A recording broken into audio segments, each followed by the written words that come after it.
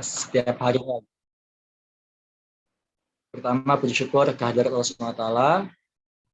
Salawat dan salam marilah kita haturkan pada Nabi besar Muhammad SAW, Allahumma sholli ala Muhammad wa ala Muhammad, juga perjuangannya, sahabat, keluarga, dan sampai kepada kita. Amin ya rabbal alamin. Selanjutnya di sini Fahri ingin menyapa hadirin yang sudah, teman-teman yang sudah bergabung pada pertemuan kali ini. Khusus di sini Ibu Mi khusus sebagai ketua pembina dari FLP ya, tingkat daerah atau Sumatera Selatan. Selanjutnya juga dari Saudara Rahmat Riyadi selaku Ketua Forum Lingkar Pena Cabang Ogan Ilir, dan hadirin yang lainnya mungkin dalam hal ini ya Marianti Aprilianto yang sudah standby kayak, dan dalam hal ini mungkin mohon maaf sekali Fahri belum bisa menyebutkan satu persatu, tetapi tidak mengurangi rasa hormat dan rasa tazim. Salam ya, saya Fareza selaku pembawa acara ataupun ya MC pada pertemuan malam kali ini gitu. Dan insya Allah juga terus pada pembicara kita malam kali ini ada Kang Arta Ganop Orof ya, insya Allah. Selamat malam Kang Arta, semoga selalu diberikan kesehatan, kelancaran ya. Insya Allah juga beliau akan memberikan materi di pertemuan malam kali ini gitu. Baik, langsung aja main poin untuk pertama, mendapatkan keberkahan, marilah kita sama-sama membuka kegiatan ini dengan membacakan lafaz basmalah. Bismillahirrahmanirrahim. Ya, semoga dengan apa yang kita mulai ini, insya Allah apapun diberikan kelancaran. Dan selanjutnya untuk menyempurnakan keberkahan dan juga kelancaran kita pada kali ini dan sampai seterusnya, kita akan sama-sama mendengarkan penyampaian tilawatul Quran ataupun tilawah yang akan disampaikan oleh Kak Apriliantino ataupun Kak Apri. Insya Allah juga sudah standby ya di ruang Zoom ini. Insya Allah kepada Kak Apri, waktu dan layar kami sediakan. Silakan Kak.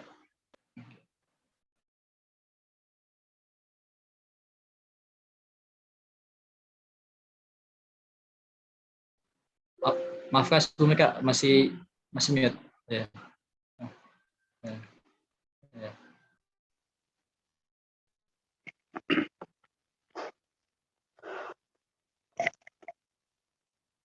أعوذ بالله السميع العليم من الشيطان الرجيم بسم الله الرحمن الرحيم وبشر الذين آمنوا وعملوا الصالحات أن لهم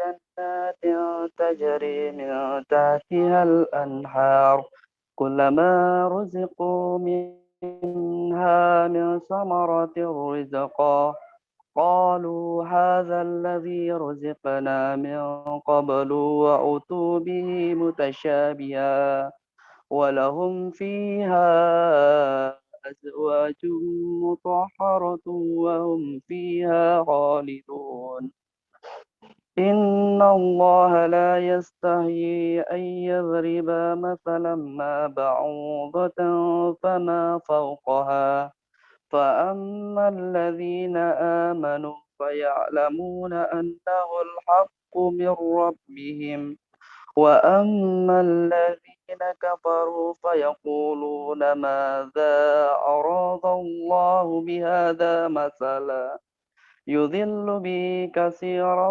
ويهدي به كثيرا وما يضل به إلا الفاسقين الذين ينقضون عهد الله من بعد ميثاقه ويقطعون ما أمر الله به أن يوصل ويفسدون في الأرض أولئك هم الخاسرون كيف تكفرون بالله وكنتم أمواتا فأحياكم ثم يميتكم ثم يحييكم ثم إليه ترجعون هو الذي خلق لكم ما في الأرض جميعا ثم استوى إلى السماء فسواهن سبع سماوات وهو بكل شيء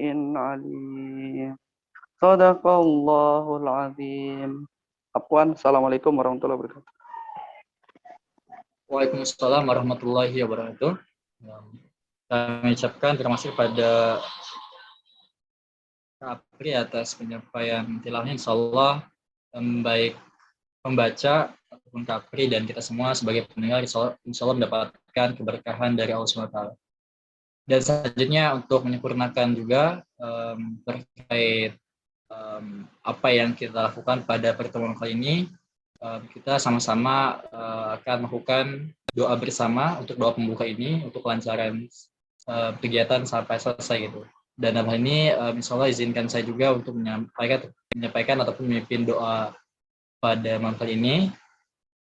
Baik, Bismillahirrahmanirrahim. Bismillahirrahmanirrahim. Astaghfirullahaladzim, astaghfirullahaladzim, atubillahi. A'udzu billahi minasyaitonir rajim. Bismillahirrahmanirrahim. Alhamdulillahirabbil alamin. Hamdan syakirin, hamdan na'imin, hamdan yuwafi ni'amahu wa yukafiru mazidah. Ya Rabbana lakal hamdu kama yanbaghi li jalali wajhika wa 'azimi sultanik. Allahumma salli ala sayyidina Muhammadin salatan tunajina biha min jamil ahwali wal afat wa ta'dilana biha min jamil hajat wa tutahhiruna biha min jamil hajat wa tutahhiruna biha min jamil sayyi'at wa tarfa'una biha 'indaka 'ala darajat wa tuballighuna biha aqsal ghayat min jamil khairat fil hayati wa ba'dal mamat innaka 'ala kulli syai'in qadir. Allahumma ighfir lana dhunubana wa dhunuba walidayya kama rabbana shighara wa li jami'il mu'minina wal mu'minat wal muslimina wal muslimat al ahya'i minhum wal amwat innaka sami'un qaribun mujibud da'wat wa ya qadil hajat. Ya Allah ya Rahman ya Rahim, pada malam kali ini kami hendak melaksanakan agenda kebaikan dan serta merta hanya ingin mendapatkan rahmat dari Allah. Maka berkahilah apa yang akan kami lakukan, maka berkahilah, maka berikan kelancaran, maka berikanlah keseluruhan keridhaan dari Allah. Ya Allah ya Arhamar Rahimin, berikanlah ampunan kepada kami, kepada keluarga kami, kepada guru-guru kami, kepada ustaz, asatidz, ustazah dan semuanya orang-orang yang berjasa bagi kehidupan kami. Ya Allah ya Rahman ya Rahim, hanya kepadamu kami minta dan hanya kepadamu kami mohon. Ihdinas siratal mustaqim, ihdinas siratal mustaqim. Rabbana atina fid dunya hasanah wa fil akhirati hasanah wa qina adzabannar. Fadlika subhana rabbika rabbil izzati amma yasifun. Wa salamun alal mursalin walhamdulillahi rabbil alamin. Amin. Semoga insyaallah pembacaan doa tadi makin membuat ya khidmat dari acara ini dan ya mendapatkan ya esensi ataupun niat terbaik dari kita semua gitu.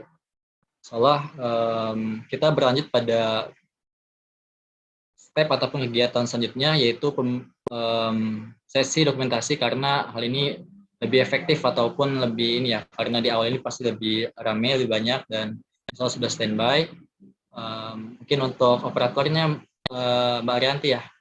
Jadi boleh untuk teman-teman semua, kakak dan mbak, ibu dan semua yang hadir pada pertemuan ini, sama-sama mungkin untuk kesediaannya untuk on kamera ya. Kita akan melakukan dokumentasi dulu. Boleh siap-siap kalau ada yang persiapan penampilan dulu. Ayo, Kak Alamsyah, Kak Rahma ya, terus Kak siapa lagi? Mbak Nasruddinnya, Mbak Opin, Kak Dr. Astaman ya. Oke, Dek Yusti bisa bantu? Oh ya, Mbak Yusti boleh? Boleh. Oke, silakan Mbak, boleh kita mulai ya, udah banyak yang on cam. Ini kali ya? Oh boleh. Iya.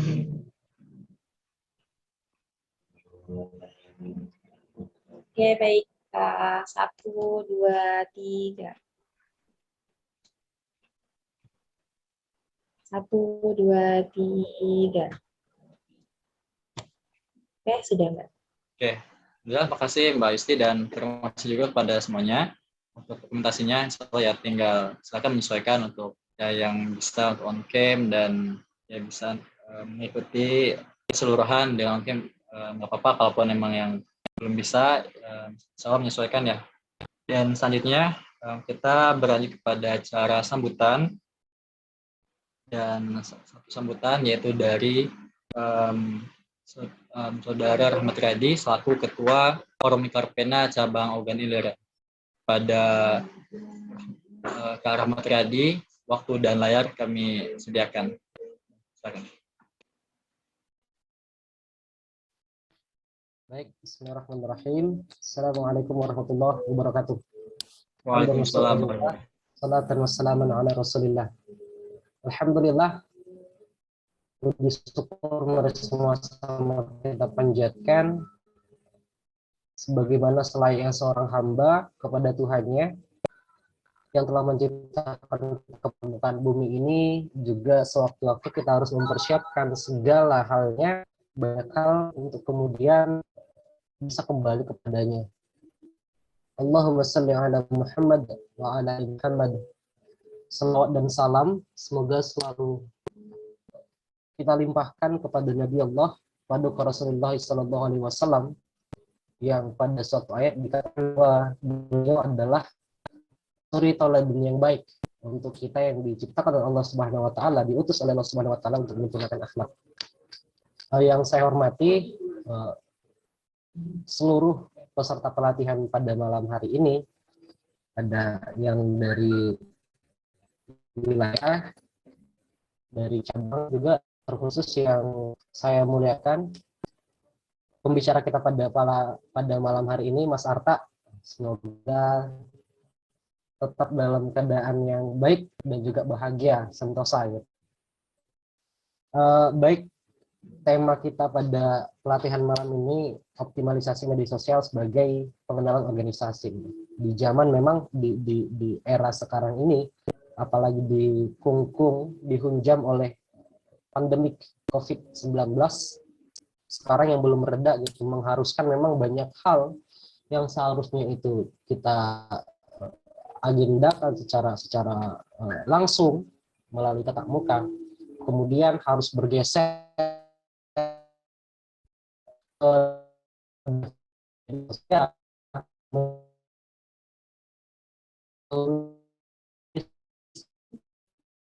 sebuah organisasi itu tetap eksis, karena sekarang ini lebih cepat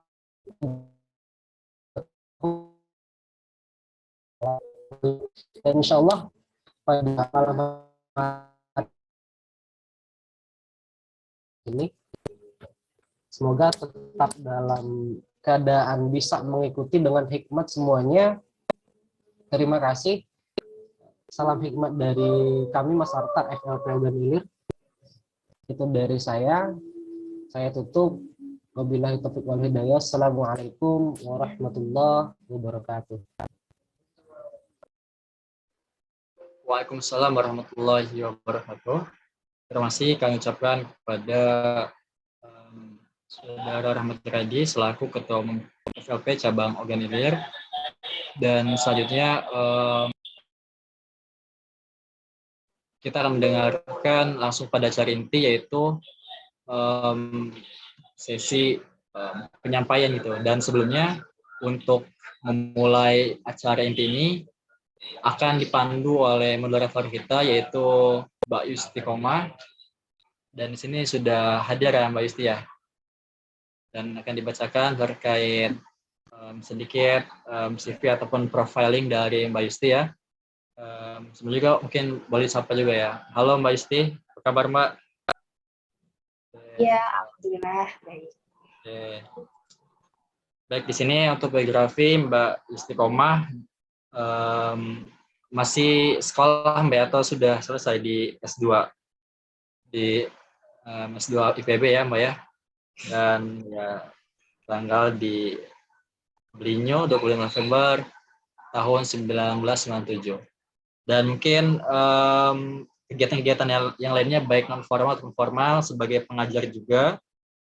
Dan selain itu juga ya alhamdulillah masih aktif berkecimpung di salah satu organisasi ya, salah satunya juga ya di FLP ini gitu. Dan mungkin tanpa berlama lagi langsung saja kepada Mbak Istiqomah untuk memimpin ataupun memandu dari kegiatan ini.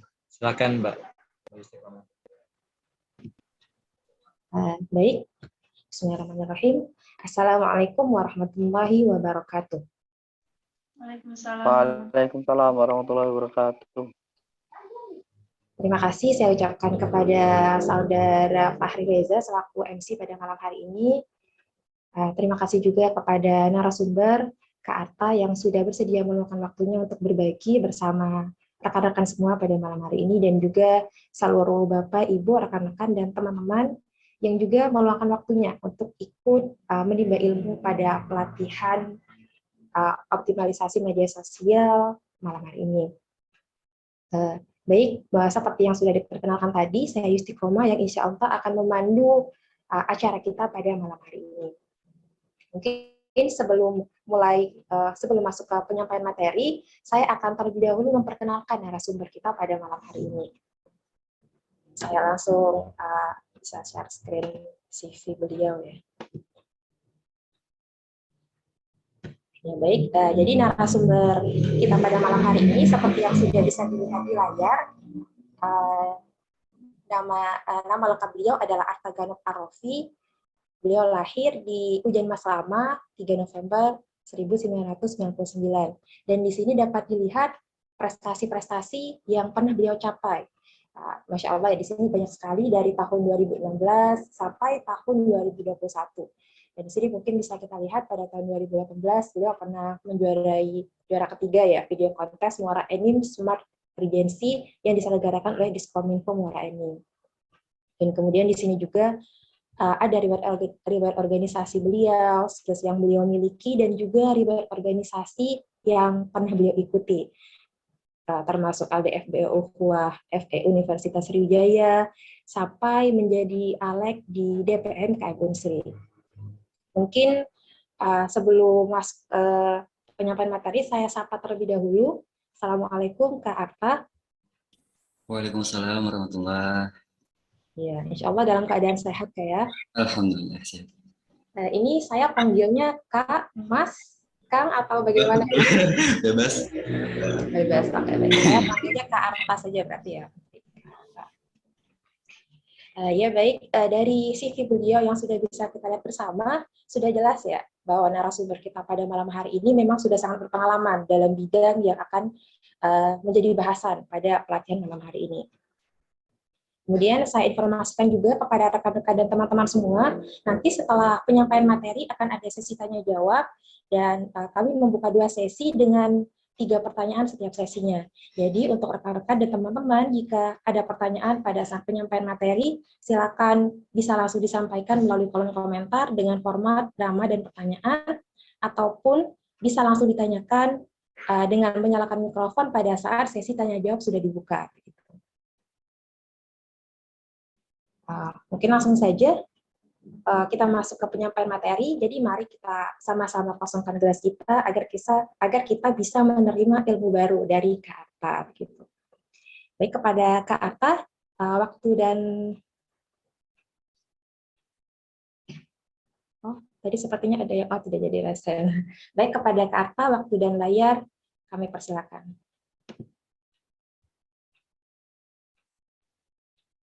Oke, baik. Bismillahirrahmanirrahim. Assalamualaikum warahmatullahi wabarakatuh.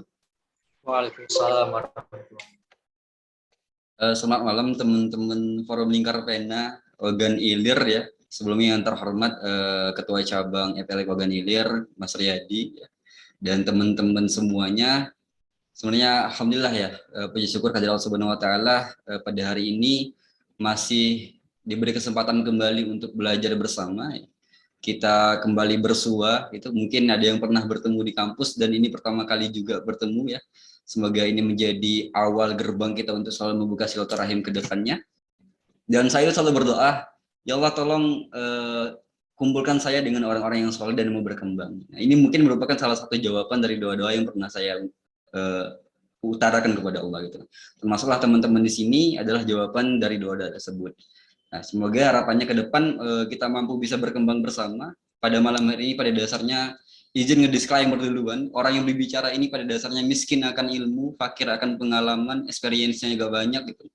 Jadi mohon maaf apabila nanti di penyampaian materi sedang berlangsung banyak kekurangannya, banyak sekali ekspektasi yang tidak sesuai dengan diharapkan oleh teman-teman semua gitu.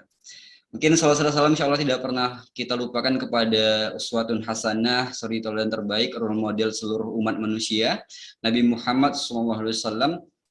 Bahkan kalau kita membayangkan nama beliau saja sudah bahagia. Memang benar katanya, membayangkan Rasulullah itu seperti mengobati hati yang sedang gundah gulana. Maka teman-teman semua, sebaik-baiknya contoh adalah Rasulullah SAW. Nah, mungkin saya ini list keberapa yang dihubungi oleh panitia gitu. Banyak sekali teman-teman di luar sana yang punya potensi yang lebih besar untuk menyampaikan materi ini. Secara background pendidikan pun pada dasarnya bukan kompetensi saya gitu. Namun harapannya malam hari ini dengan dikitnya pengalaman yang saya terima selama ini tidak mengurangi esensi kita berbagi gitu. Kita sama-sama gelas kosong pada malam hari ini. Saya juga belajar dengan teman-teman semua. Terkait forum lingkar pena organ ilir, sekedar cerita ya, tahu udah dari ramah dari kampus gitu kan. Mungkin teman-teman kenal dengan Kak Tegar gitu, manajemen Unsri. Jadi tahu FLP itu karena beliau sering nyenep tentang forum lingkar pena gitu. Namun pada dasarnya masih meraba-raba FLP ini seperti apa gitu. Nah, dari sana mulai kenal, kemudian hari ini dengan rasa penasaran tersebut yang masih terbangun sampai sekarang, tiba-tiba panitia gitu menghubungi untuk berbagi dengan teman-teman. Nah, ini salah satu juga jawaban dari mati penasaran terkait FLP selama ini gitu. Nah, jadi terima kasih Mbak Yusti Koma yang telah memberikan kesempatan pada malam hari ini, dan teman-teman semua. Sebelumnya izin untuk share screen ya. Mungkin nanti PPT-nya ya. Ada 23 halaman lebih, saya harap bisa selesai dengan cepat ya. Mungkin sampai jam 12 malam kalau siap. Semoga harapannya dengan kuliah 7 menit atau kultum bisa selesai gitu kan. Oke, teman-teman izin share screen. Udah bisa kelihatan? Belum. Udah ada? Nah, sudah selesai. Oke, baik. Ya, terima kasih teman-teman semua. Jadi malam hari ini diminta oleh teman-teman FLP untuk ngisi terkait optimalisasi media sosial sebagai pengenalan organisasi. Mungkin alhamdulillah dulu di kampus pernah berpengalaman sebagai di organisasi juga megang media sosial itu kan, admin lah istilahnya. Saya lihat kemarin di flyer yang dibuat oleh teman-teman sosial media spesialis, waduh. Itu berat ya istilah spesialis sebenarnya, karena bahkan dalam penelitian tersebut mengatakan bahwa seorang bisa dikatakan expert setidaknya 4 tahun bergelut di bidang tersebut gitu. Pada dasarnya saya sendiri masih dalam keadaan meraba-raba terkait dunia ini, masih belajar, masih berguru dengan orang gitu. Oke, baik, sesuai dengan permintaan teman-teman saya berusaha untuk menyampaikan apa yang saya tahu, karena learning by doing dan experiences hari ini semoga kita mampu menyerap apa yang nanti bisa saya sampaikan itu. Baik teman-teman semua, sebelum masuk ke inti ya.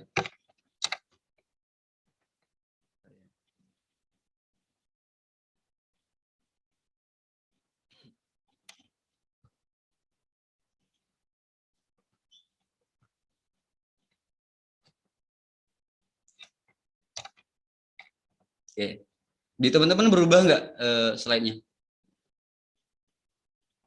Berubah. Ya, berubah. Jadi kalau dalam sebuah forum itu saya tuh sedang sekali dengan istilah-istilah dalam chef atau masakan gitu. Mungkin karena terframe dulunya sering nonton MasterChef Indonesia gitu. Jadi secara tidak langsung terekam dalam otak bahwa makanan tersebut terbagi menjadi 3 jenis gitu. Ada appetizer, main course, dan dessert, atau hidangan pembuka, menu utama, dan hidangan penutup. Mungkin dalam bahasa ilmiah yang kita pakai selama ini adalah pendahuluan ya. Kemudian ada isi dan penutup. Nah, hari ini aku mau ngajak teman-teman semua untuk bernostalgia sedikit terkait materi yang pernah kita dapatkan waktu SMP, mungkin kelas 7, 8, 9 dulu. Oke, mungkin ini lebih kepada ilmu ekonomi ya, karena saya nggak pengen melepaskan ilmu ekonomi saya gitu. Jadi berusaha untuk mengaitkan materi malam hari ini dengan background pendidikan yang saya punya. Gitu.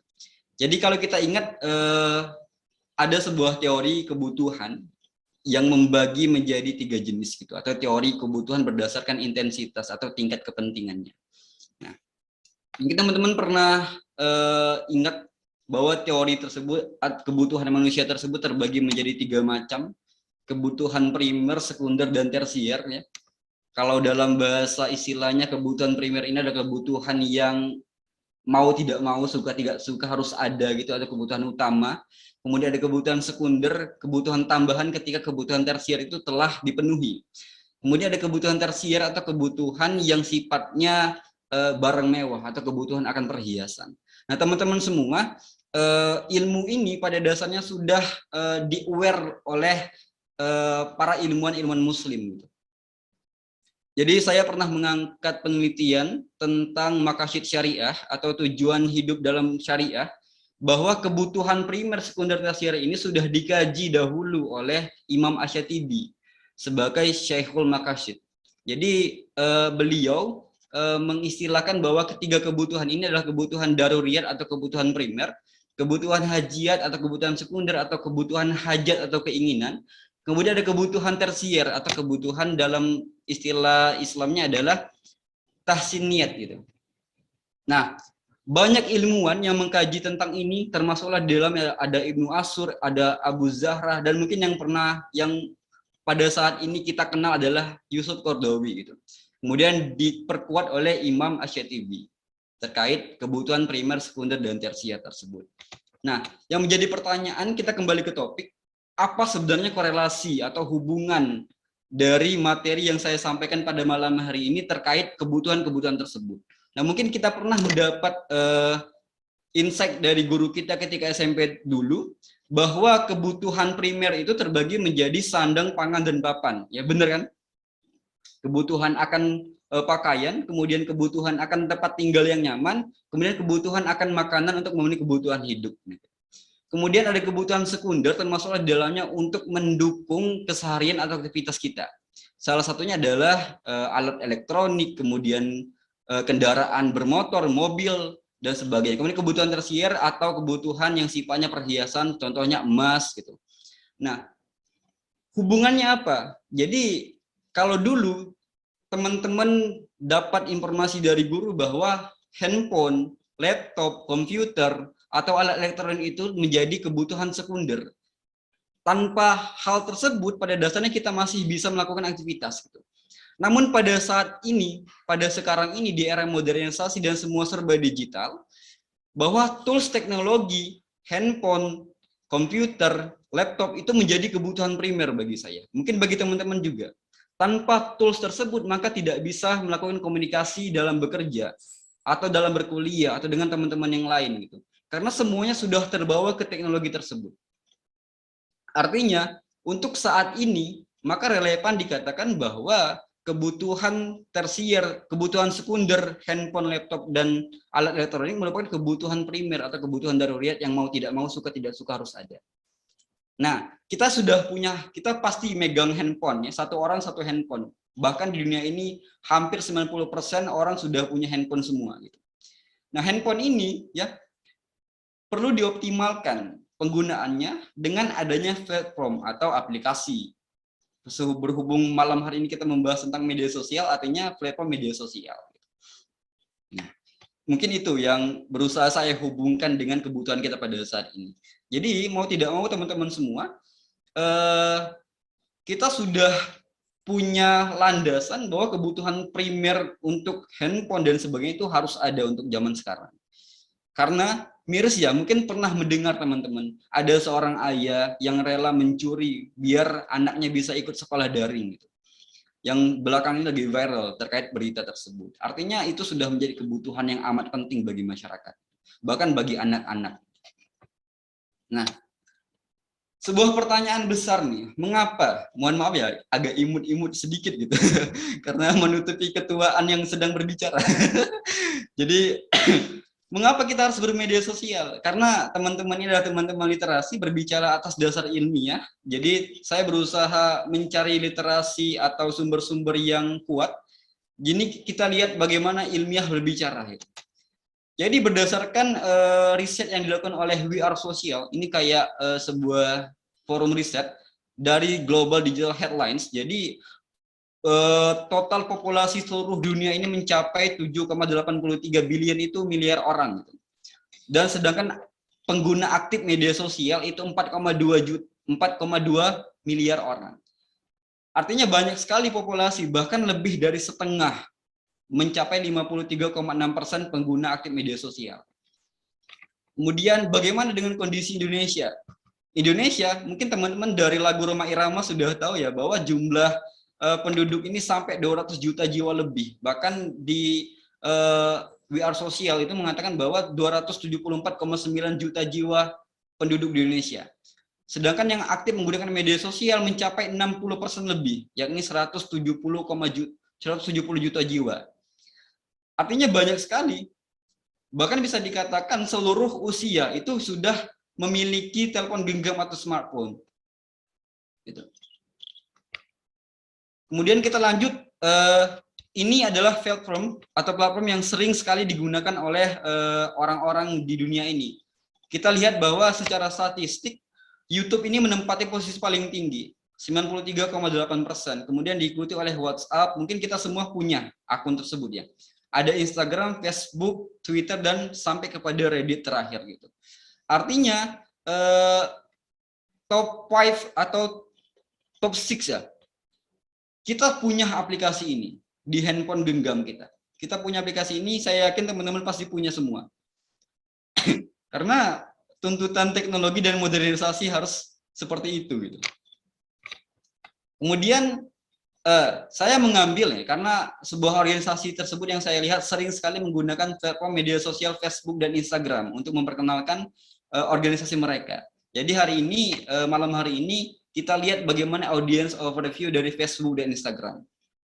Ya teman-teman semua, sampai seluruh dunia 140 million yang menggunakan Facebook gitu, dengan didominasi oleh kaum laki-laki. 56,1%. Bagaimana dengan Instagram? Instagram sebaliknya, didominasi oleh kaum perempuan. Gitu. Sebesar 52,4%. Namun secara penggunaan masih di bawah Facebook. Nah. Oke. Kita masuk kepada hidangan utama. Kalau tadi hidangan pembuka, ini hidangan utamanya. Optimalisasi media sosial sebagai pengenalan organisasi. Nah, sebelum kita masuk kepada materi inti terkait pembahasan kita malam hari ini, kita harus mengerti terlebih dahulu ya apa maksud dari masing-masing diksi tersebut atau masing-masing kata dalam suatu kalimat. Optimalisasi ya, optimalisasi ini adalah berdasarkan dari kata optimal atau paling baik, kemudian ditambah realisasi gitu. Jadi sebuah proses untuk menjadikan sesuatu menjadi lebih baik gitu. Kemudian ada media sosial yang kita kenal sebagai sebuah platform atau media daring atau dalam jaringan sebagai ranah kita untuk berkomunikasi di era modern, kemudian berbagi sesuatu, bahkan berpartisipasi dalam suatu agenda tertentu. Kemudian ada pengenalan organisasi, sebuah bentuk langkah awal bagaimana kita bisa memasuki sebuah lingkup tertentu untuk memperkenalkan organisasi yang kita punya atau yang kita sedang ikuti. Nah, teman-teman semua, mungkin hari ini kita akan lebih fokus kepada platform Instagram. Mengapa kita fokus tersebut? Ya, sebuah pertanyaan why, mengapa. Jadi kalau saya perhatikan selama ini, kebanyakan organisasi atau klub atau komunitas tertentu kegiatan-kegiatan mereka lebih sering dibagikan kepada platform media sosial Instagram. Karena targetan mereka adalah orang-orang muda itu. Orang-orang muda, orang-orang yang update. Kalau Facebook itu ada penelitian mengatakan bahwa sebagian besar orang tua di sana gitu yang menggunakan platform Facebook. Bahkan ada penelitian mengatakan bahwa di Amerika Serikat anak itu cuma 1 kali 1 bulan membuka platform Facebook gitu. Karena mereka sudah beralih kepada Instagram. Oke, kita bahas satu-satu. Mengapa platform Instagram dipilih? Jadi mayoritas organisasi yang sudah sampaikan sebelumnya menggunakan Instagram sebagai media dalam berbagi informasi kegiatan internal mereka maupun kegiatan eksternal mereka. Kemudian teman-teman semua, kaum muda dan tua ini sudah beralih, sudah berhijrah kepada Instagram gitu, karena banyak sekali fitur-fitur yang bisa kita gunakan di sana. Bahkan ketika kita posting di Instagram bisa terkoneksi dengan Facebook gitu. Berbeda ketika kita posting di Facebook tidak terkoneksi dengan Instagram. Kemudian ini berdasarkan ilmiah, eMarketer ini adalah kayak sebuah forum riset. Tahun 2018 itu mengatakan bahwa setengah dari pengguna Facebook itu hanya mengakses sekali dalam sebulan. Kemudian Pew Research Center atau PRC itu melaporkan bahwa 40% user muda itu kita pengguna Facebook umur 18 sampai 29 tahun itu sudah menghapus Facebooknya dari gawai mereka dan beralih kepada Instagram. Artinya Instagram ini memang menjadi wadah utama untuk melakukan marketing terhadap organisasi yang kita miliki. Nah, berdasarkan pengalaman, ini mungkin pengalaman pribadi juga dan membaca dari teman-teman mungkin pernah dalam suatu kampus dalam lingkup organisasi dan sama sebagai admin. Jadi harapan mereka ketika menjadi user sebuah user Instagram sebuah organisasi, mereka pengen feed IG itu dalam keadaan yang bagus dan rapi dan eye catching atau enak dilihat dan enak diperhatikan gitu. Kemudian banyak followersnya, ya itu udah pasti tuh. Tidak hanya organisasi pribadi juga pengen punya followers yang banyak. Kemudian pengen punya like yang banyak, pengen apa yang diposting, dikomentar oleh orang. Kemudian ketika buat story itu banyak yang lihat, dan masih banyak lagi. Setidaknya hal tersebut bisa menyenangkan sisi admin gitu. Admin itu senang sekali kalau banyak sekali engagement ya ketika kita memposting sesuatu gitu. Memang tabiat manusia ingin dihargai terus gitu. Kemudian yang menjadi permasalahannya adalah kebanyakan kita ini bingung gimana caranya untuk mencapai keinginan tersebut. Pengen IG yang rapi dengan jumlah engagement yang bisa dipertahankan gitu. Sebenarnya simple, yang bisa kita lakukan adalah dengan membeli followers dan bisa menjadi feedback engagement. Namun membeli followers ini bukan keputusan yang bijak bagi kita sebagai orang yang mengerti terkait itu gitu. Karena nggak bagus juga yang instan karena nggak nyampe apa yang pengen kita sampaikan gitu. Nah, gimana idealnya yang perlu kita lakukan adalah PPT. Jadi saya sering menyebutnya posting tipes. Jadi nggak perlu mikirin berapa like yang bakal kita dapat, berapa komentar yang bakal kita peroleh gitu. Yang penting one day one postingan. Jadi 1 kali sehari itu 1 postingan minimal untuk sebuah organisasi. Hari ini posting, besok posting. Kadang udah habis konten gitu. Mau ngapain lagi yang diposting. Jadi namun ketika kita sudah terbiasa setiap hari one day one posting, itu bakal berkembang sendiri loh kreativitas kita. Oke, dengan berbagai macam konten-konten kreatif yang bisa kita posting di Instagram sebuah organisasi gitu. Nah, kemudian panitia kemarin minta gimana sih strategi konten yang baik gitu. Jadi mungkin sebuah pertanyaan dari kita gitu. Apa saja yang mesti dibuat konten terkhusus bagi sebuah organisasi untuk memperkenalkan organisasi mereka kepada halayak yang ramai. Jadi tipsnya adalah kenali dulu diri kita sendiri atau kenali dulu organisasi tersebut gitu. Apa yang menjadi value atau nilai jual dari organisasi tersebut. Kemudian apa yang menjadi diferensiasi organisasi kita dengan organisasi yang lain gitu.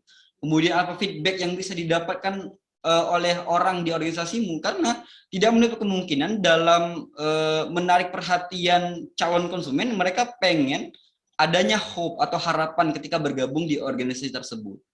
Dan kita harus aware dengan hope-nya mereka dengan menyediakan informasi-informasi yang mereka inginkan. Kemudian apalagi kita perlihatkan rutinitas atau agenda organisasi kita. Karena kita tahu pada dasarnya ujung-ujungnya ya kembali kepada konsep ngerekrutmen orang sebesar-besarnya di organisasi tersebut. Ini sebuah feedback yang pengen kita dapatkan atau income-nya atau output-nya gitu. Dengan bertambahnya jumlah SDM dari segi kuantitas. Seneng lah itu berarti. Itu ya. Kita lanjut. Nah, saya kasih contoh nyata di sini. Seperti apakah mengenali organisasi dan sebagainya. Jadi untuk membuat konten tersebut, yang pertama, orang itu butuh informasi tentang organisasi kita. Teman-teman ini udah kenal nih, saya di FLP, saya kenal organisasi saya, jadi intinya organisasi saya seperti ini. Jadi yang pertama kali yang perlu teman-teman lakukan sebagai, saya lebih sering menyebutnya sebagai digital marketing ya. Jadi memperkenalkan organisasi tersebut kepada calon orang-orang yang bahkan direkrut gitu. Singkat tentang organisasi, intinya mengapa organisasi itu hadir. Kemudian yang kedua, orang-orang ini perlu siapa saja yang terlibat dalam organisasi itu. Mereka pengen tahu orang-orangnya gitu. Karena siapa tahu ketemu di suatu kampus dan pernah melihat, kakak ini, mbak ini pernah saya lihat di feed IG-nya FLP gitu. Jadi karena pernah lihat ketika bertemu di offline, dia pengen banyak tanya tentang itu.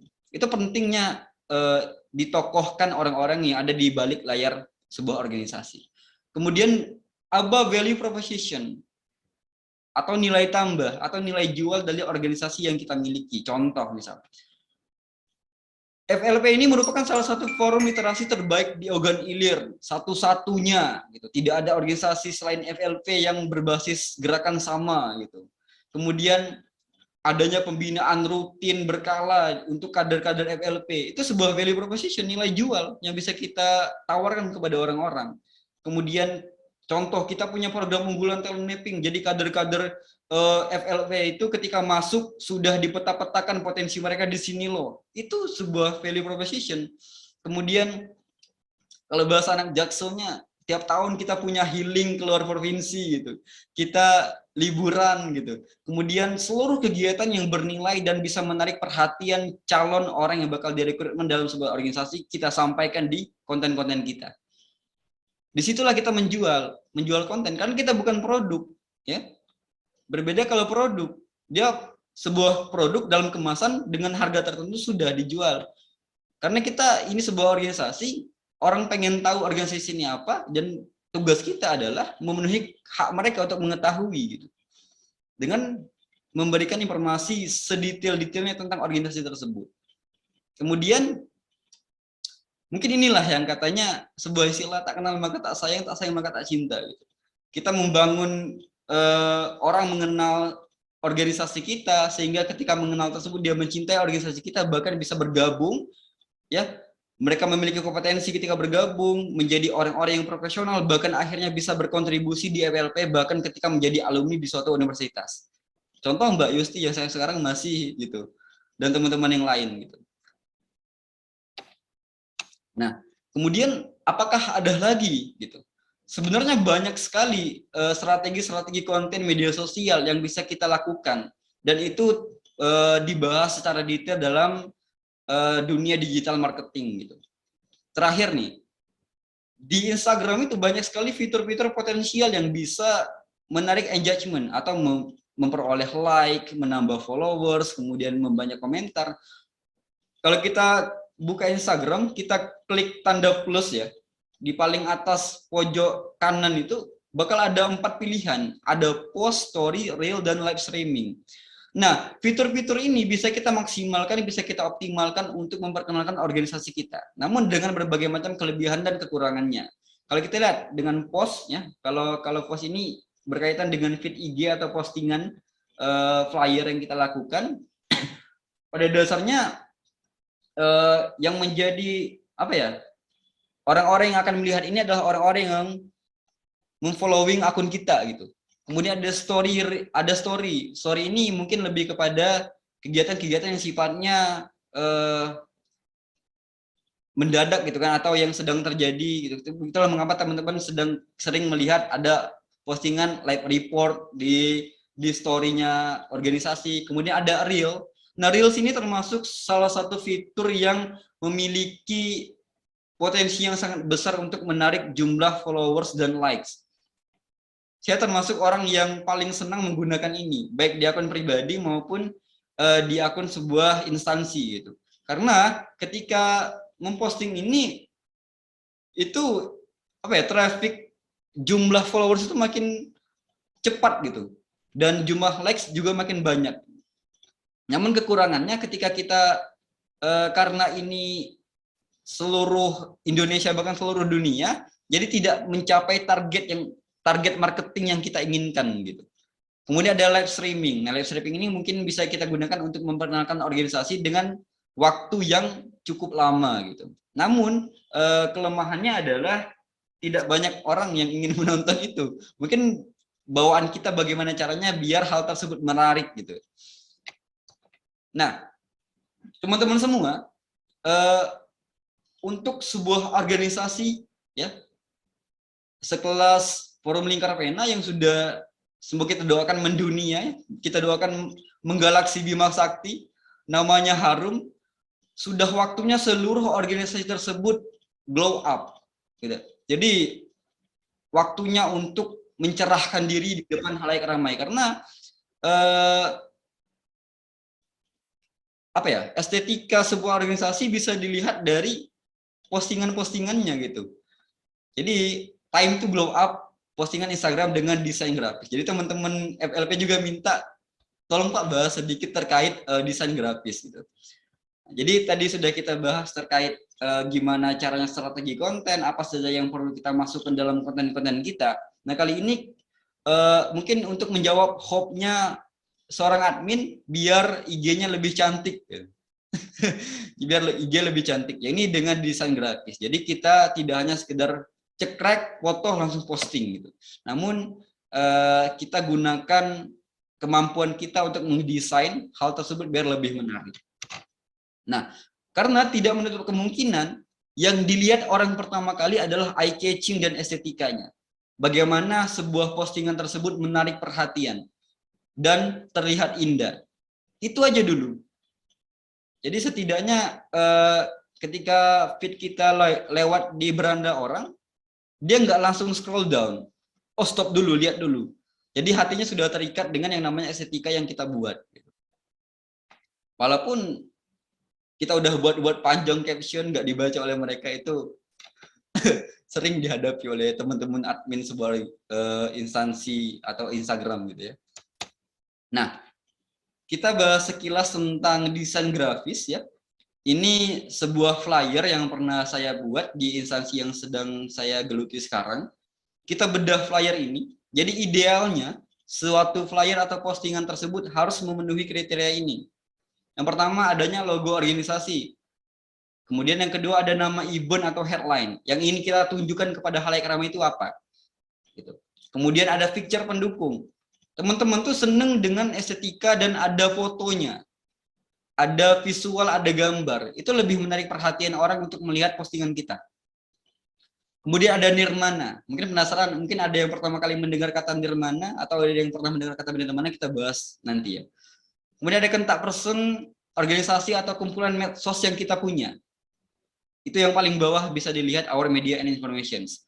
Kemudian yang keenam adalah coloring atau kombinasi warna. Ini yang perlu diperhatikan juga. Jadi tidak asal-asalan dalam membuat suatu flyer.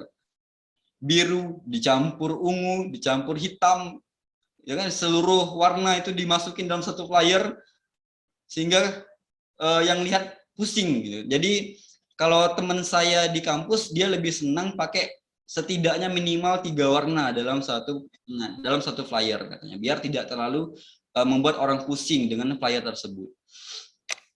Nah, ini sebuah contoh juga flyer yang lain.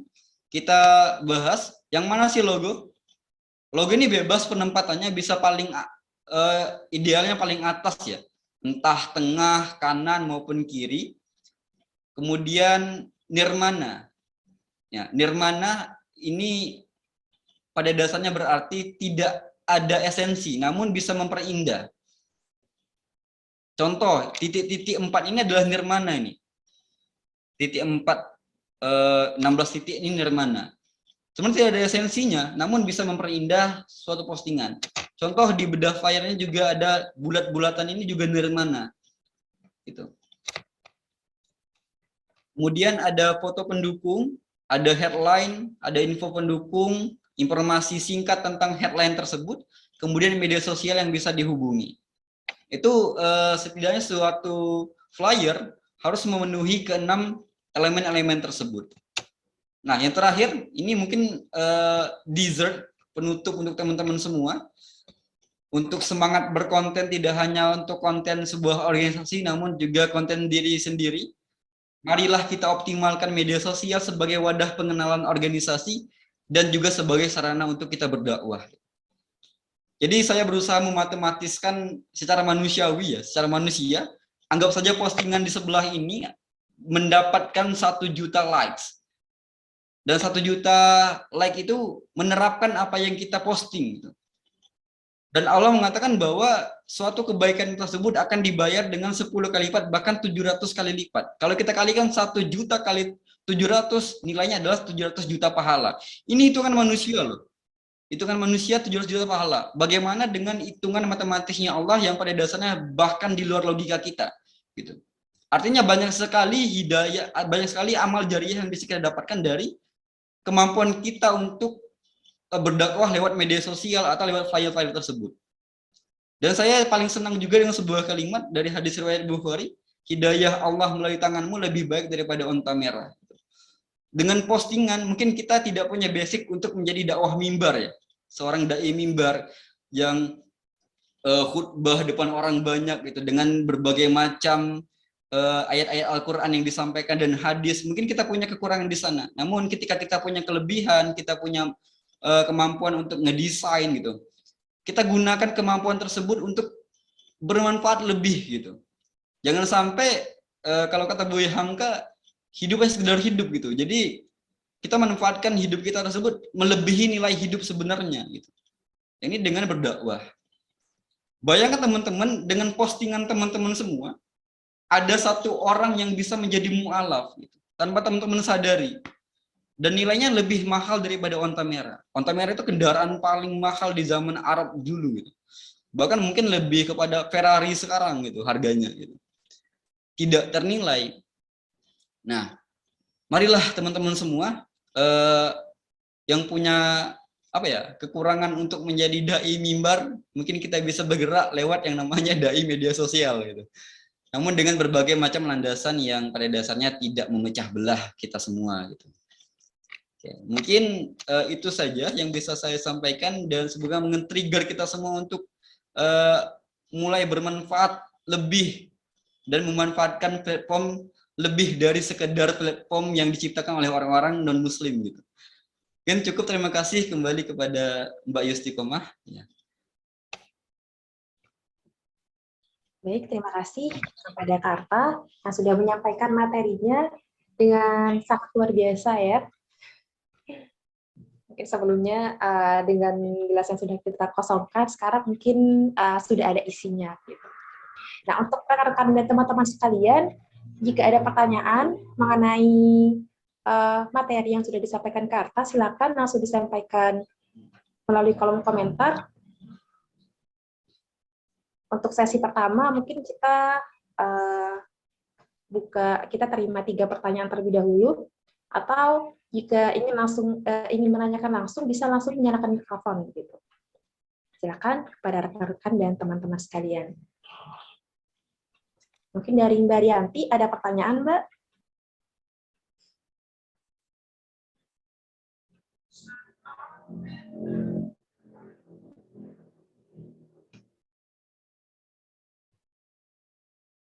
Ataupun dari Mungkin Fahri boleh nanya Mbak Isti nih.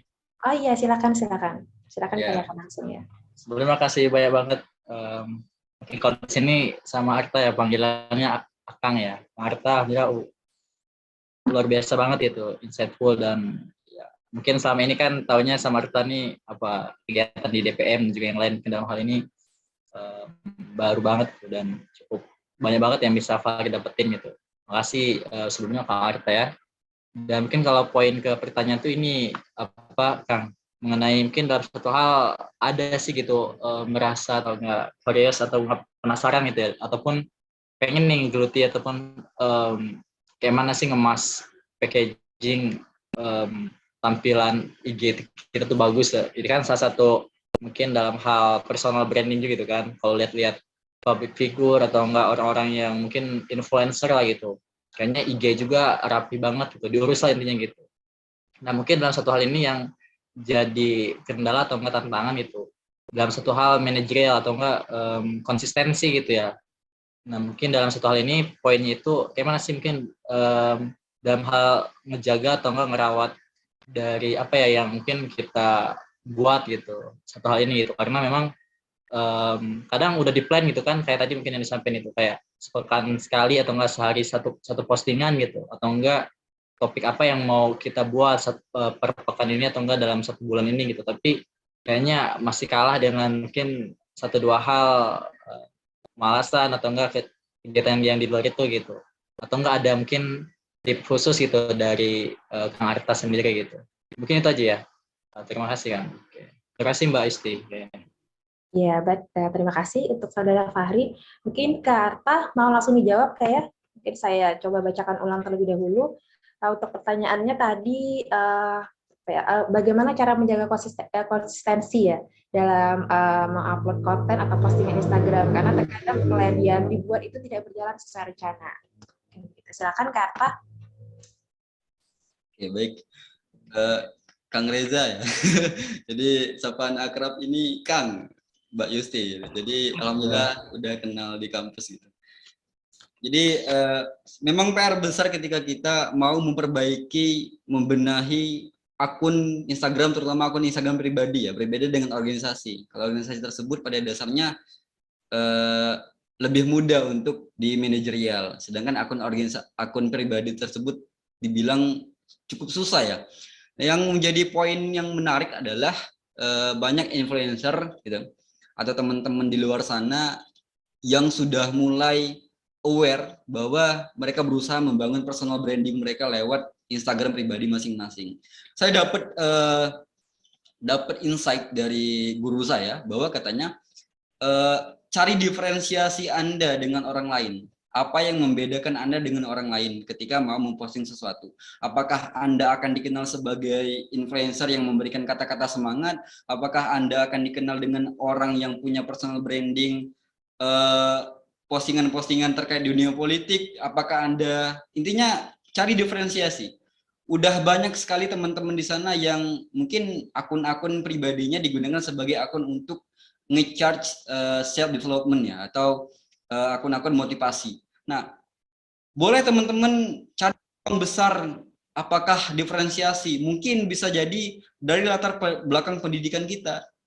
Jadikan akun itu sebagai untuk menginformasikan ilmu-ilmu yang kita dapatkan di kampus. Misal Kang Reza di Fakultas MIPA, apa konsentrasinya gitu. Jadi dari sana kita mulai nge-branding diri kita. Oke, Fahri Reza sebagai orang yang punya personal branding di Instagram yang selalu konsisten dengan ilmu-ilmu yang dia dapatkan atau ilmu-ilmu konsentrasinya di kampus gitu.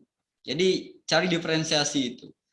Pada dasarnya yang ngomong ini belum melaksanakannya, namun berbagi. Namun karena susah, memang benar susah. Mungkin faktor kemalasan dan sebagainya gitu.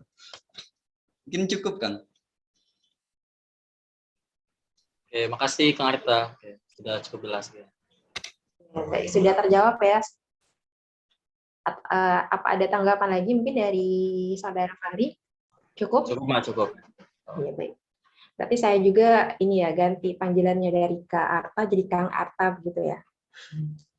Ya, tadi sudah ada pertanyaan kedua yang masuk ya. Pertanyaan pertama untuk sesi pertama dari Saudara Fahri. Pertanyaan kedua dari Saudara Apriliantino.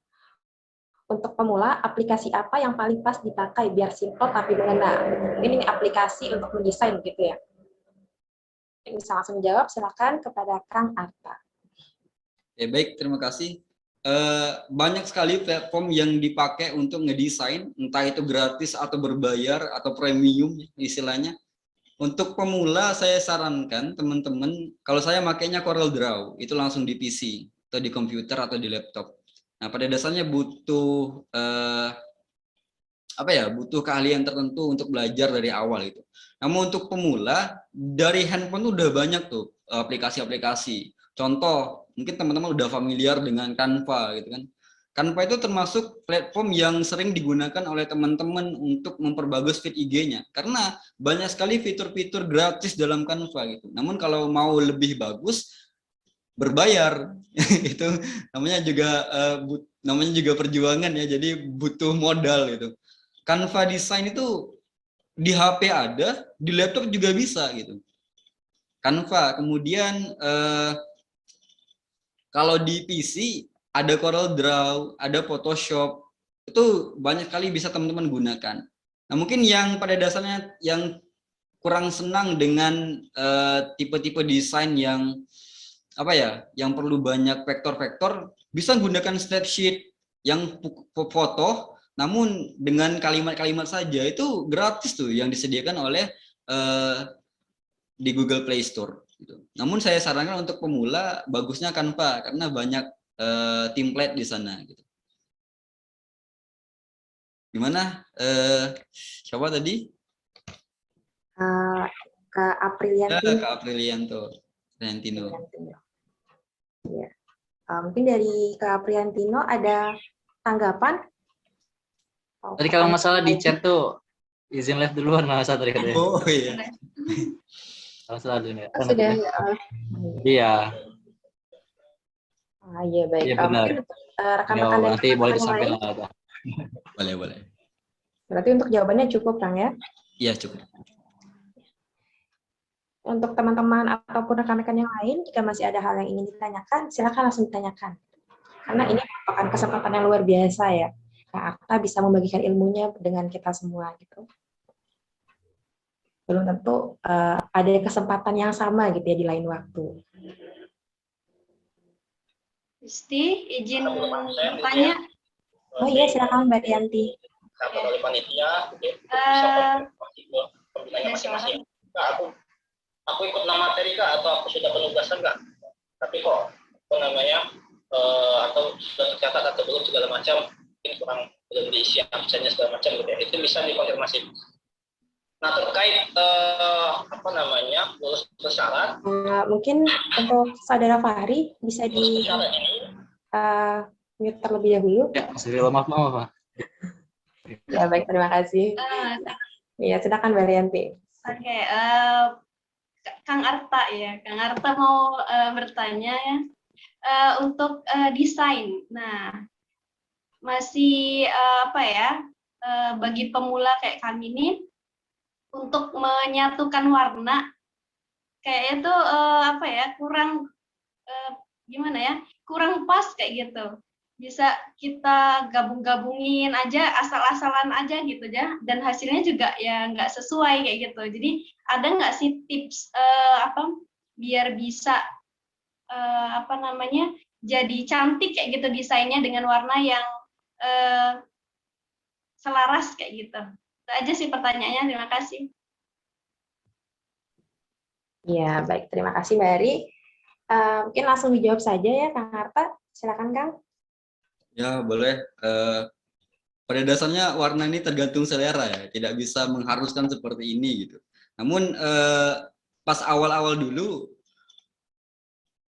gimana ya, kombinasi warna saya pakai pun nggak karuan gitu. Kadang kontrasnya bertolak belakang dan sebagainya, itu memang bertahap ya, alur dalam desain gitu. Jadi memang awal-awal bingung gimana caranya mengkombinasikan warna biar terlihat estetik gitu, biar terlihat indah dan tidak buat kepala pusing misalnya gitu kan. Jadi dulu cari-cari lah gimana caranya dapet yang namanya color theory color. Jadi cari aja di Google itu teori color, muncul tuh warna. Jadi yang bertolak belakang itu bisa dipakai gitu. Kemudian untuk sekarang kalau saya perhatikan desain-desain orang sekarang lebih kepada apa ya? Desain minimalis gitu. Jadi tidak terlalu banyak menggunakan warna, bahkan satu warna saja yang dia gunakan, warna hijau. Misal contoh warna hijau. Namun banyak jenis hijaunya yang dia pakai. Hijau palet lah gitu. Mungkin perempuan lebih tahu ada hijau-hijau dan sebagainya macamnya. Banyak sekali warna hijau dalam kamus perempuan itu bisa dipakai gitu. Jadi bisa dengan color theory tadi kita lihat bagaimana kontrasnya gitu. Kemudian bisa pakai warna primer dan turunan-turunan warna primernya gitu. Dan bisa juga yang untuk sekarang lebih banyak dipakai warna-warna palet gitu. Warna-warna yang hijau nggak jadi, biru nggak jadi. Jadi tipsnya gitu. Jadi desainnya minimalis tapi terkesan sugoi, terkesan mewah istilahnya gitu. Gimana Mbak Riri? Baik, untuk Mbak Rianti, mungkin ada tanggapan atau tambahan pertanyaan dari tips mengenai pemilihan warna tadi ya? Cukup sih.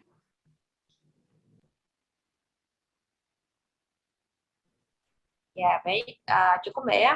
Mungkin tadi sudah pas ada 3 pertanyaan ya, dan sudah dijawab semua oleh Kang Arta untuk sesi pertama. Ini mungkin sudah ada beberapa pertanyaan yang masuk. Mungkin kita langsung lanjut ke sesi kedua. Untuk pertanyaan pertama, mungkin di sini dari saudari Dina Novita, FLP Ranting UIN Palembang. Pertanyaannya, apakah ada tips dan trik dari Kak Arta agar kita bisa konsisten dalam menerapkan 1 hari 1 postingan untuk memberani diri kita di sosial media? Terima kasih. Mungkin ini kurang lebih sama seperti pertanyaan dari Saudara Fahri tadi ya. Mungkin bisa dijawab kembali dalam kalimat yang lebih simpel mungkin. Dalam kalimat yang lebih singkat. Mungkin Mbak Dina juga baru bergabung sepertinya ya. Silakan Kak Arta. Baik, terima kasih Dina Novita ya. FLP Ranting UIN Raden Pata, Masya Allah bisa bergabung pada malam hari ini. Jadi cari diferensiasinya. Jadi yang sebelum kita memulai posting sesuatu, cari diferensiasi kita dengan orang lain. Apa yang membedakan postingan kita dengan orang lain itu. Bisa jadi dari ketertarikan teman-teman terhadap ilmu tertentu atau background pendidikan yang teman dapatkan di kuliah gitu. Bagaimana cara konsisten menerapkan 1 hari 1 postingan yang menjadi PR besar. Pada dasarnya tadi sudah saya sampaikan bahwa untuk pribadi memang susah itu untuk dilaksanakan. Beda dengan organisasi. Boleh teman-teman tadi udah saya sampaikan cari diferensiasi yang membedakan teman-teman dengan influencer lain. Ini calon-calon influencer ini Dina Novita ini calon influencer. Semoga ya bisa setelah ini bisa memaksimalkan feed Instagramnya. Jadi cari perbedaan ya yang membedakan konten kita dengan konten orang lain gitu. Kemudian tidak harus 1 hari 1 postingan sih sebenarnya. Boleh teman-teman di manajerial itu. Bahkan ada sendiri loh kalau FYI buat teman-teman pekerjaan khusus manajemen akun sosial media itu dibayar mahal. Kalau teman-teman itu mengikuti gitu. Kemudian boleh tuh buat jadwal. Kita sudah dapat nih, diferensiasi kita pengen di sini nih, pengen membangun personal branding sebagai anak ekonomi syariah misal, ya kan? Jadi apa yang pertama kali teman-teman lakukan setelah mendapat diferensiasi tersebut? Susun tuh jadwal yang jelas, bisa per minggu, per pekan, atau per bulan. Kalau per tahun itu udah kebanyakan, mungkin lebih kepada jadwal dalam jangka waktu yang singkat gitu, terkait materi yang ingin disampaikan di feed Instagramnya. Mungkin cukup. Ya baik, terima kasih Kang Arta. Untuk Dina Novita, apa ada tanggapan atau ada tambahan pertanyaan? Atau bisa diketikkan di kolom komentar juga jika ada tanggapan atau tambahan pertanyaan. Iya, sepertinya masih. Ya, silakan untuk Saudari Dina Novita, jika ada tanggapan atau tambahan pertanyaan.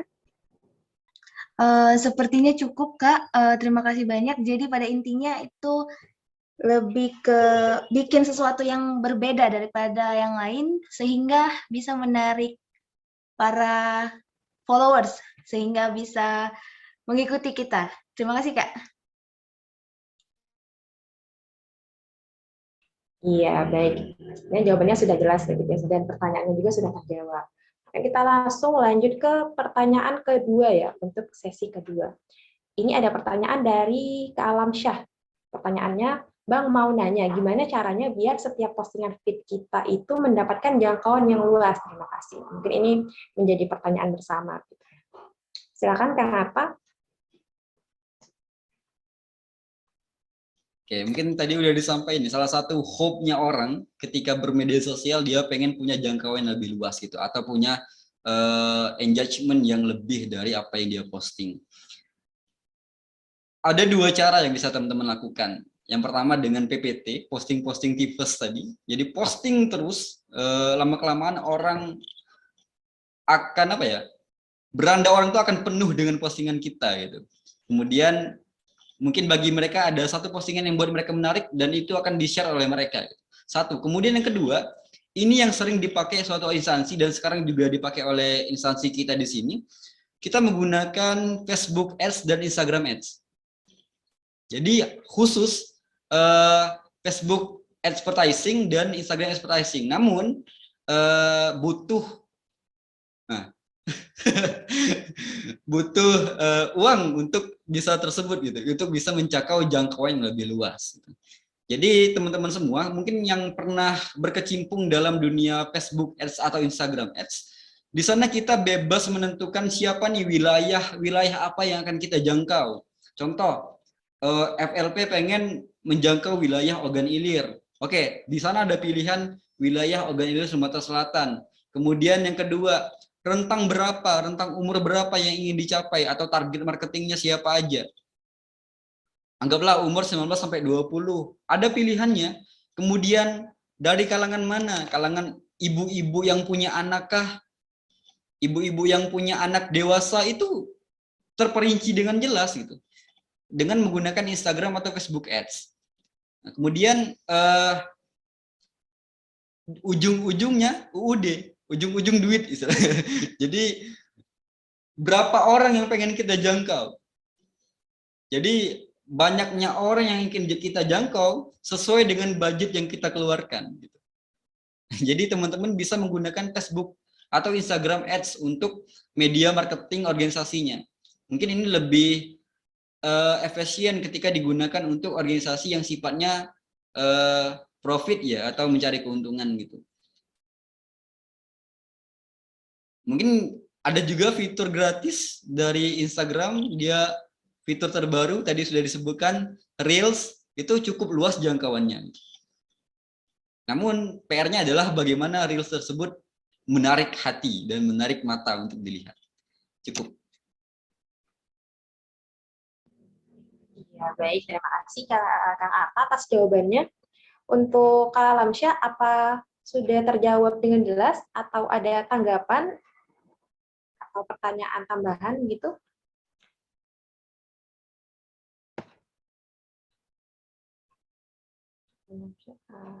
Ini masih ada di dalam ruang Zoom juga ya. Sepertinya cukup ya Kak Alamsyah. Iya, mungkin kalau cukup, alhamdulillah sudah cukup ya. Baik, terima kasih Kak Alam atas responnya. Dari rekan-rekan atau teman-teman, apa ada pertanyaan lagi? Ini mungkin pertanyaan terakhir ya untuk sesi kedua, karena kita hanya membuka 2 sesi. Kalau misalnya belum ada, mungkin saya ingin bertanya ya. Mungkin ini lebih ke apa ya, motivasi pribadi begitu.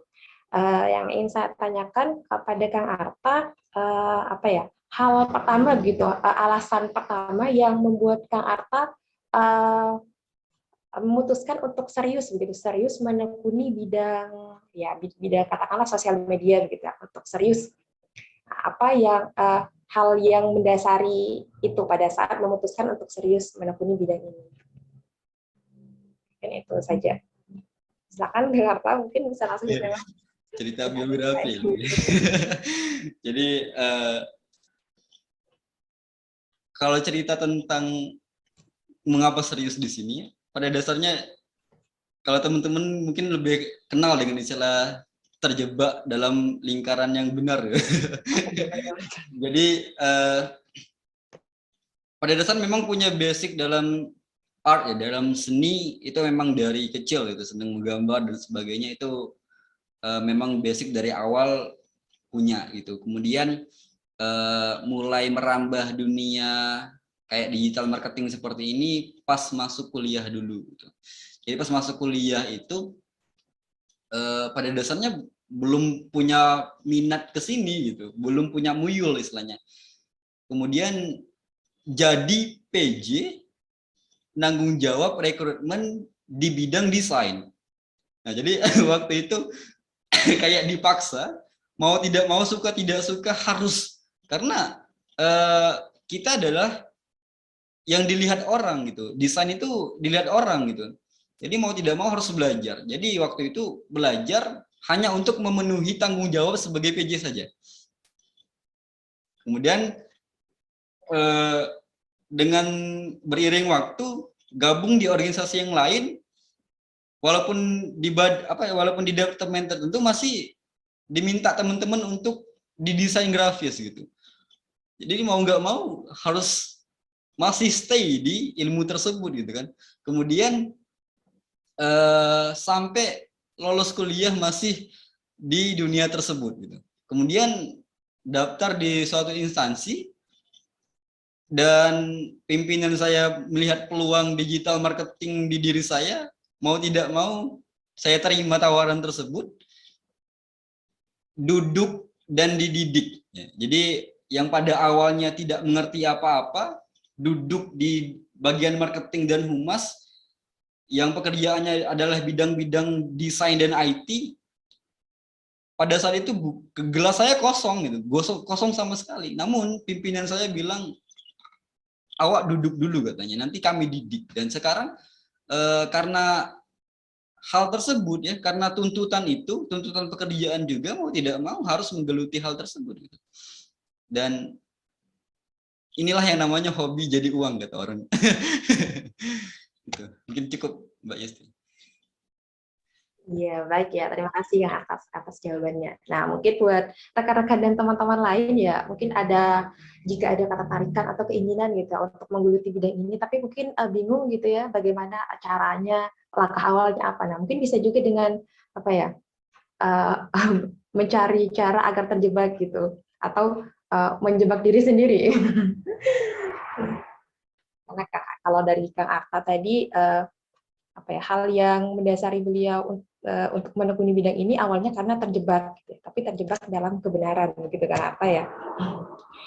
Ya baik, terima kasih. Mungkin untuk sesi tanya jawab kita cukupkan ya, karena sudah 2 sesi dan sudah pas masing-masing 3 pertanyaan. Mungkin untuk teman-teman dan rekan-rekan jika masih ada pertanyaan bisa langsung ditanyakan kepada Kang Arta di luar forum, boleh Kang Arta ya? Ya boleh. Untuk Kang Arta, sebelum kita tutup sesi ini, apa ada yang ingin disampaikan? Mungkin beberapa kalimat, mungkin sebagai closing statement. Silakan Kang Arta jika ada yang ingin disampaikan. Baik, mungkin terakhir ya untuk teman-teman semua, terakhir dalam forum ini ya. Semoga harapannya di luar ini masih bisa bertemu kembali. Jadi kita mau tidak mau, suka tidak suka ya, walaupun kita berusaha untuk menutup diri dari dunia ini, kita bakal ketemu terus dengan dunia ini. Jadi ini udah menjadi kebutuhan primer di dunia digital sekarang gitu. Jadi teman-teman silahkan manfaatkan peluang besar ini, karena tidak hanya peluang dunia yang kita bisa dapatkan gitu, peluang akhirat juga bisa gitu, lewat berdakwah lewat media gitu. Jadi teman-teman silahkan maksimalkan potensi yang nyata yang Allah beri ini kepada kita, untuk tidak hanya sekedar hidup sebagai manusia yang memperoleh rezeki, makan dan tidur gitu kan, namun kita menilai kita sebagai manusia gitu, dan peluang-peluang yang Allah beri untuk bisa bermanfaat lebih dan bernilai lebih, mengapa tidak untuk kita manfaatkan mulai dari sekarang gitu. Mungkin cukup itu aja Mbak Is. Ya, baik. Terima kasih kepada Kang Atta. Kami sangat berterima kasih ya kepada Kang Atta yang sudah bersedia meluangkan waktunya. Semoga mendapat balasan yang berlipat ganda, balasan kebaikan yang berlipat ganda dari Allah Subhanahu wa taala. Semoga selalu dilancarkan ya Kang urusannya, dan semoga selalu diberikan kesehatan juga. Baik, mungkin sebelum saya tutup ya, mungkin ada beberapa poin penting yang bisa kita ambil dari materi yang sudah disampaikan tadi. Yang paling penting itu mungkin tadi PPT ya, cara ideal untuk pengoptimalan medsos ya, khususnya di sini Instagram gitu, PPT, posting tips. Mungkin ini hal poin yang harus dicatat ya, ingat ya, PPT, posting tips. Kemudian untuk strategi konten juga, langkah pertamanya kita harus mengenalkan dulu organisasi kita tersebut seperti apa gitu. Kemudian siapa saja orang-orang yang bergabung di dalamnya, dan harus ada nilai jual dari organisasi kita. Kemudian juga salah satu strategi lain untuk optimalisasi media sosial itu kita harus melakukan glow up terhadap postingan atau konten-konten kita, terutama dari segi desain grafis, istilahnya harus eye catching begitu ya, seperti istilah yang disampaikan oleh Kang Atta tadi. Dan kita juga harus mengetahui apa saja elemen-elemen yang harus ada dalam sebuah desain flyer atau poster begitu, seperti logo organisasi, bagaimana headline-nya, dan foto pendukung juga elemen-elemen lainnya. Dan yang paling penting untuk digarisbawahi, pengoptimalan media sosial ini menjadi potensi yang sangat besar sebagai sarana berdakwah, yang mana berdakwah itu sendiri menjadi tugas juga ya, tugas dari setiap kita dan juga sebagai anggota FLP begitu. Baik, karena berhubung waktu juga sudah semakin malam, mungkin saya akan menutup sesi kita pada malam hari ini. Saya selaku moderator mohon maaf apabila ada kesalahan. Kepada Allah saya mohon ampun, karena kesalahan-kesalahan itu semuanya muncul dari saya sebagai manusia. Terima kasih kepada rekan-rekan dan teman-teman semua yang sudah meluangkan waktunya untuk menimba ilmu bersama di sini. Semoga apa yang kita dapatkan malam hari ini dapat bermanfaat dan bisa kita aplikasikan dan bisa kita sampaikan lagi kepada orang-orang di luar sana. Baik, saya kembalikan kepada MC. Akhir kata saya ucapkan wassalamualaikum warahmatullahi wabarakatuh. Waalaikumsalam warahmatullahi wabarakatuh. Alhamdulillah, terima kasih kepada Mbak Istiqomah ya atas panduannya memimpin dari kegiatan ini sebagai moderator, dan juga terkhusus kepada Kang Artas selaku pemateri kita pada malam kali ini. Sungguh sekali lagi sungguh sangat luar biasa banget materinya, penyampaian dan semuanya alhamdulillah menjadi mengerti gitu.